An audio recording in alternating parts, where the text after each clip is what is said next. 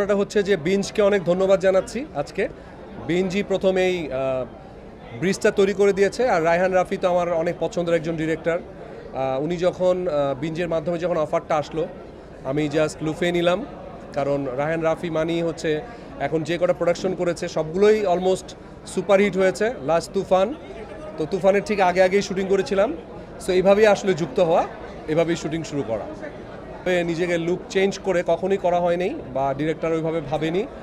তো রায়হান রাফি ভাইয়ের সাথে যখন আমি প্রথম দেখা করলাম এটার জন্য ওনার অফিসে, তো দেখার পর উনি প্রথম শর্ত দিল যে চুল কেটে ফেলতে হবে। তো আমি তো ভাবলাম যে কোনো স্টাইলিশভাবে ছোটো চুল করা হবে হয়তো বা, তো সেইভাবে আমি বললাম যে ঠিক আছে, অসুবিধা নেই, আপনি একদিন সময় নেন, আপনি আমাকে জানান চুল ছোটো করবেন কিনা। তো আমি বললাম যে আমি আজকে ডিসিশন দিলাম আমি আপনার সাথে কাজটা করতে চাই। তো ফাইনালি উনি শুধু 10-15 দিন শুধু আমার সাথে খায় আর ঘুরে আর আড্ডা মারে। আমি বুঝলাম না ভাই, আপনি কি আসলে কাজটা করবেন আমার সাথে? তো ফাইনালি যেদিন লুক টেস্টের যে ব্যাপারগুলো হলো, চুল তো যেভাবে কাটলাম, আমি কাটার পর বললো না ভাই আপনাকে আরও বেশি ভালো লাগছে। তারপরে আমার ঘ্যাচ করে চুল একদম, আপনারা দেখবেন একটু পরে, একদম যাচ্ছে তাই করে ফেলেছে চুলের। তখন আমি বুঝলাম যে রায়হান রাফির আসলে স্টাইলটা ডিফারেন্ট একটু। উনি আসলে শুধু গল্পকে প্রাধান্য দেয় না, আর্টিস্টের লুক বা আর্টিস্টের ক্যারেক্টার ঢোকার জন্য, মানে আমাকে রাহাত হয়ে ওঠার জন্য পুরো credit goes to Raihan Rafi. উনি অনেক সাপোর্ট করেছেন যে এইভাবে করতে হবে, ক্যারেক্টারে ঢোকাটা অনেক ইম্পর্টেন্ট ছিল। আমার সর্বোচ্চ চেষ্টা দিয়ে আমি করেছি, বাকিটা আপনারা দেখার পর ইনশাল্লাহ বলতে পারবেন। দেখেন, প্রথমেই বলি যে এটা কিন্তু তুফানের মতো কোনো ছবি না, তুফান না এটা। মানে এটা কিন্তু একটা পারিবারিক একটা গল্প কন্টেন্ট, তবে হ্যাঁ একটু ডিফারেন্ট অ্যাঙ্গেলে আমাকে দেখা যাবে। যে এটা যারা অভিনয় কেন্দ্রিক ছবিগুলো ভালোবাসেন তারা হয়তো বা হ্যাপি হবে যে নতুনভাবে দেখা যাচ্ছে এই মনকে।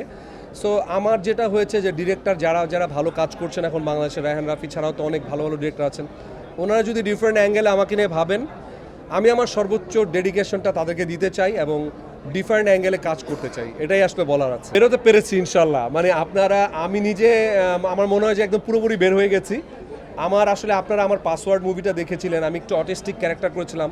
তখন থেকেই চিন্তা করছিলাম যে মানুষ শুধু ওই রোমান্টিক আর শুধু হিরো মার্কা এখন আর ছবি চলে না আসলে।